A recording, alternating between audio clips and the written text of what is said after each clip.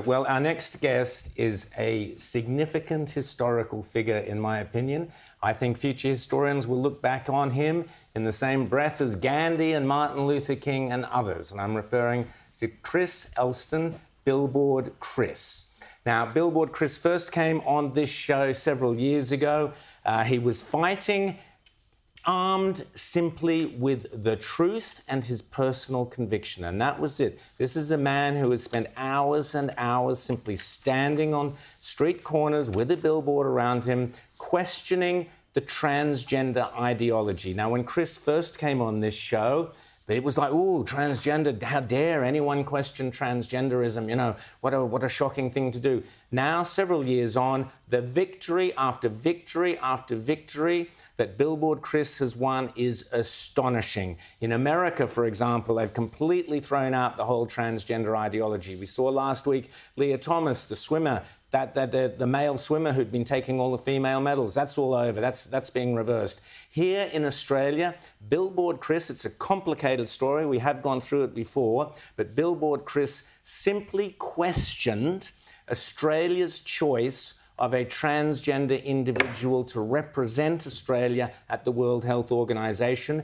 And Billboard Chris simply showed this person's own social media posts about bondage, about drug usage in sex, and so on and so forth, to highlight what Billboard Chris saw as an individual who may not be the best choice for that role.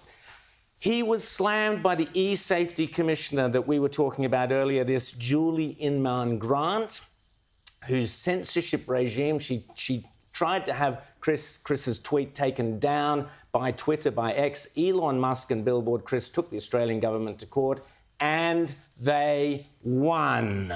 Billboard Chris, great to have you, as always, on Outsiders, where you belong. You were one of the original Outsiders, mate. Now, you were right there. You're inside. You've got photos of you and Donald Trump. You're one of the great figures, in my opinion, of modern history. You're armed with the truth. You're armed with conviction, and you've moved mountains, Chris. How did you do it?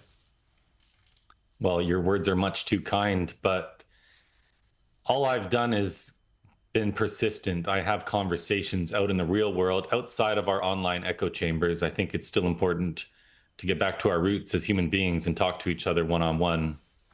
And I just haven't stopped, and it's been almost 5 years, and I'm sure I'll probably be at this for the next 20, but you're right, we are getting win after win all across the globe. 27 states have now legislated a stop to this child abuse in the US. We have systematic reviews from Finland, Sweden, England, and the US now showing there's no evidence, of course, to give kids puberty-blocking drugs, cross-sex hormones, and surgeries. Because when it comes right down to it, this ideology is teaching our children that because they're a bit different, they're quirky, inevitably, these children all have some other mental health comorbidity. Autism is extremely prevalent. A lot of them have been sexually abused. But just because kids are uncomfortable or are having a difficult time, we're now telling them they were born wrong and need to change their bodies. And that's child abuse. So this is instinctively known by virtually everyone out there. But you're right, people were even afraid to say the word transgender. We've broken through that. There is some conversation needed to be had on this issue because it can get a little complicated. But one conversation at a time, one state and country at a time, we're going to put an end to this total madness. Freya.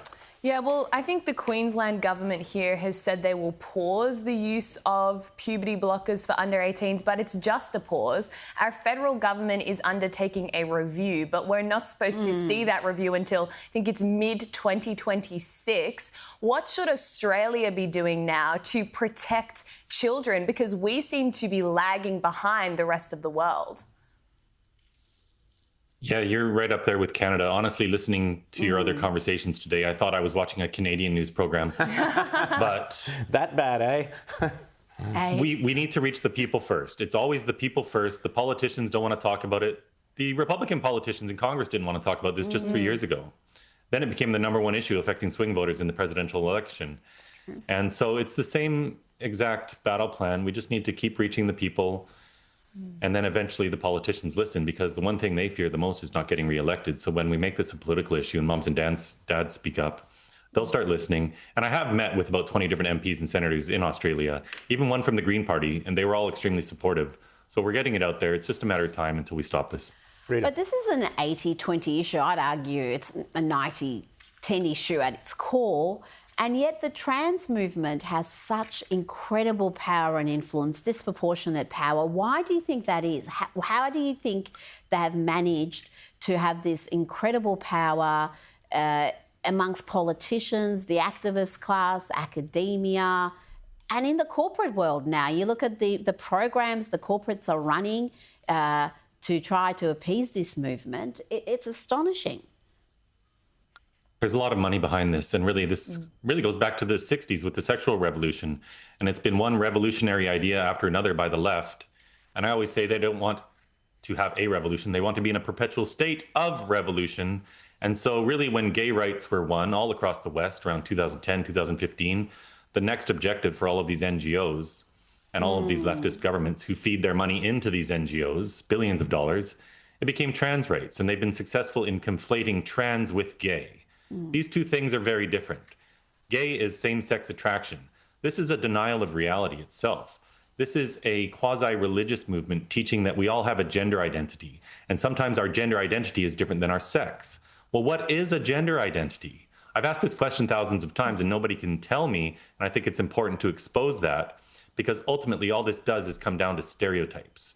If a girl likes boy toys, boy clothes, boy sports, she's not a boy. She's a beautiful girl. We need to get back to reality. There's no such thing as a transgender child.